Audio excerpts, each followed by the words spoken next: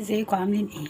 صلوا على رسول الله عليه الصلاة والسلام. هنبدأ النهاردة هنعمل شوربة الطماطم، حلوة جدا وسهلة وسريعة وهيحبوها كل اللي عندك. اول حاجة احنا عندنا طماطم وبصل اهو، انا مقشراه تمام، وعندنا ملح وفلفل وبابريكا بس، وعندنا زيت زيتون او اي زيت عندك انت تحبيه او متوفر عندك في البيت. عن اول حاجة عندنا الصينية اهي، هنحط فيها التوابل بتاعتنا. التوابل اهي هنحط عليها زي معلقتين كبار زيت زيتون اهو، معلقتين. عندنا توم اهو، توم بس كان في التلاجة ناشف لسه. هنقلب ده كله مع بعضه لسه. نحط كل التوابل نقلب كده، بس عايزة شوية زيت تاني.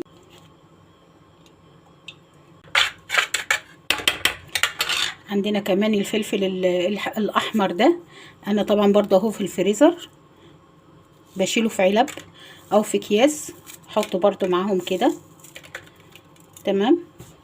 وهنقطع بقى الطماطم 4/4 أو أي حاجة انت كده كده. احنا ايه هنضربها بعد كده.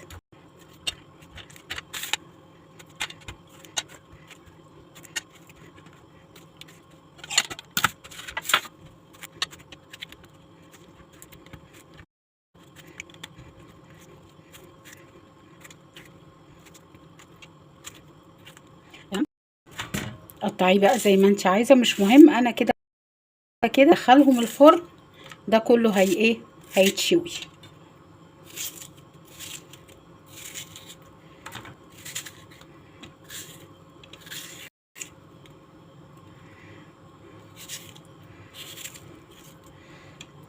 احنا كده تمام، قطعنا كل حاجه. هنبتدي نقلب القوطه دي مع الخليط اللي تحت.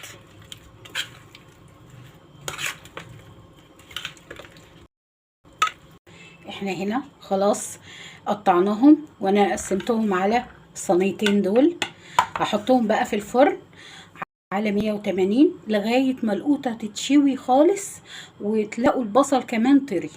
اول ما تخرج من الفرن نكمل وصفة شوربة الطماطم الجميلة اللي هتعجبكم ان شاء الله. وادي الطماطم خرجت من الفرن شوت تمام، والبصل اهو مستوي، شايفين هو مستوي خالص يعني.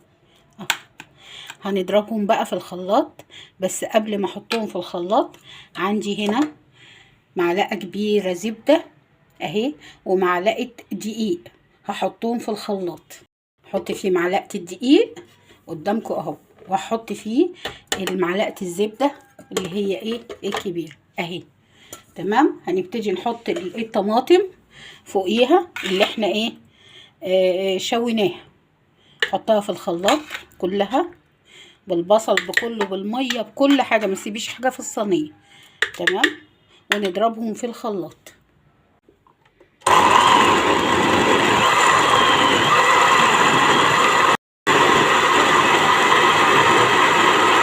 هنا انا ضربتهم في الخلاط اهو.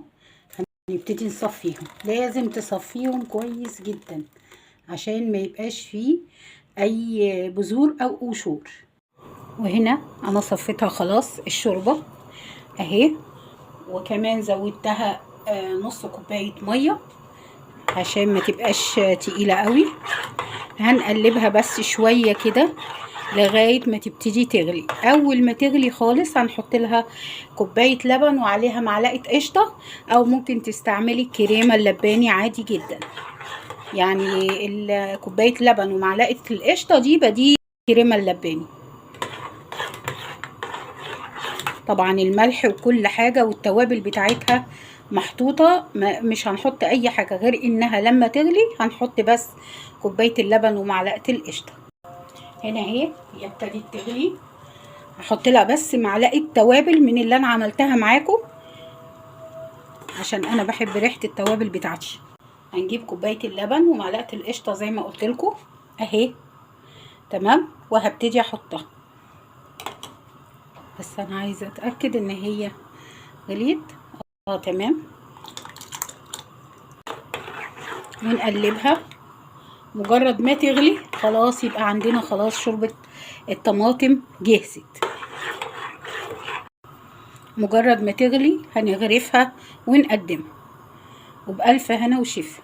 لو وصلتي معايا للمرحله دي اوعي تنسيني في اللايك والمتابعه، احنا بنعمل حاجات حلوه كتير هنا. بصوا الشوربه بتاعتنا في منتهى الجمال، وطعمها بقى وريحه مش هقول لكم. تمام، هنغرفها بقى واقدمها. وادي شوربه الطماطم في منتهى الجمال. لو اول مره تخشي عندي اوعي تنسيني في اللايك والمتابعه.